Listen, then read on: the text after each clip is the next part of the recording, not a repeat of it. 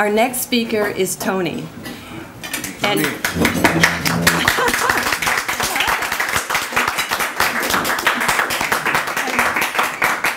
one of the wonderful things about Tony is he was our Sergeant of Arms during the course of the program, and he was just so incredibly helpful in making sure that everyone got their booklets and pencils and pens, and always asking, do you need any help? So I really appreciate that. So please join me in welcoming Tony.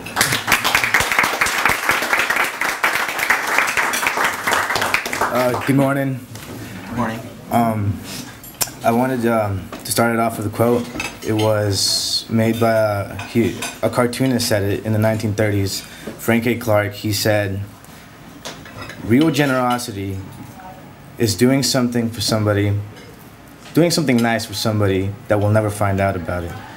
And as I read it, it struck me. I thought to myself, why would you do something without the other person finding out about it? How would that work out? But as soon as I thought about it, I found out, well, I interpreted it as something selfish, as what I said, because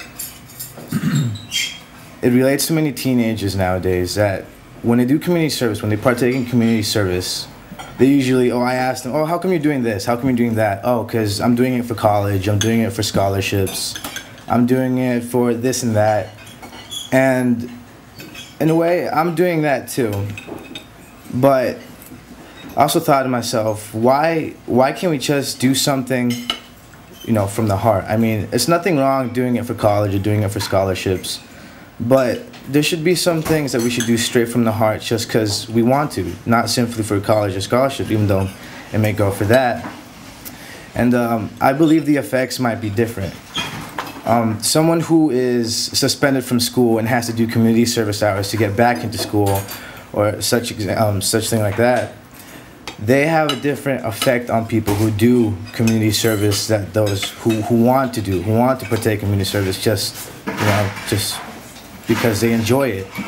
And a great example of that is Frank Garcia. For those of you that read the newspaper, you guys may have read he prepares turkeys every single year. He takes a week from his life, makes a whole bunch of turkeys, starts making them about a week before Thanksgiving. And this all started, let me tell you about Frank Garcia first. He grew up in Bishop, Texas. His family wasn't really wealthy.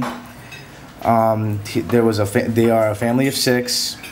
And he said that the thing he liked about his childhood, even though that he wasn't he wasn't rich, sorry. He said that he believed he was the richest man, or richest boy that there could be. Even though he didn't have the wealth, he had his family that always supported him. They were deeply religious, and he always had a meal on the table every single day. He never had to worry about where his next meal was going to come from. Even if it was a can of beans, a can of peas, he always knew that he was going to have some food. And he knew that people around the world were less fortunate than he was. So when he was 20, he moved out here to California. He made La Casa Garcia up in Anaheim in 1961. And every single Thanksgiving, he would make a whole bunch of turkeys in the parking lot of the La Casa Garcia. And he would invite everybody around Anaheim, anyone who wanted to go and eat for Thanksgiving. He made no exceptions. It didn't matter if you were, a woman, any gender, any race. It didn't matter if you were homeless, if you were rich, because he said in the newspaper that a woman that was recently divorced came up to him and said, "Do you think I can come and feast with all of the people that are coming?" And he was like, "Yeah, sure." And she started talking about how she was recently divorced and she really didn't have any family, and she just wanted to be around people that wanted to enjoy what she wanted to enjoy. And that personally touched me, because right now my aunt, she's sick. She's bipolar and she's a bit schizophrenic, and she wasn't able to take care of my 2 cousins. And my 2 cousins has been through a lot, like unbelievable things have happened to them.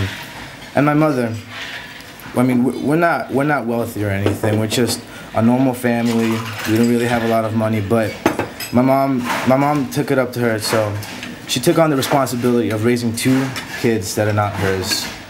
And she took them in, and my cousins, you know, she did it without really knowing what to receive on. But she did it without wanting to receive anything. She did it because she wasn't forced to, not because she was her sister, but because she wanted my 2 cousins to have a family and to grow up, have them grow up with us.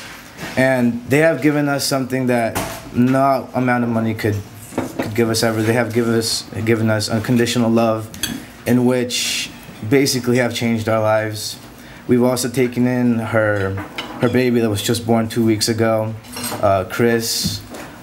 He's amazing to have, and it's just a message to all of us that we should do something that comes straight from the heart, because you never know who might actually need it, or whose lives you may affect to a great stand. And I would like to finish us off with another quote. It says, "Blessed who are those who can give without remembering and take without forgetting."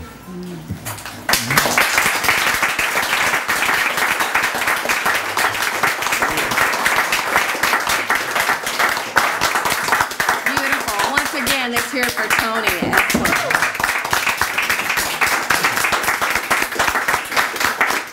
Let's hear it for all of our speakers. Yay!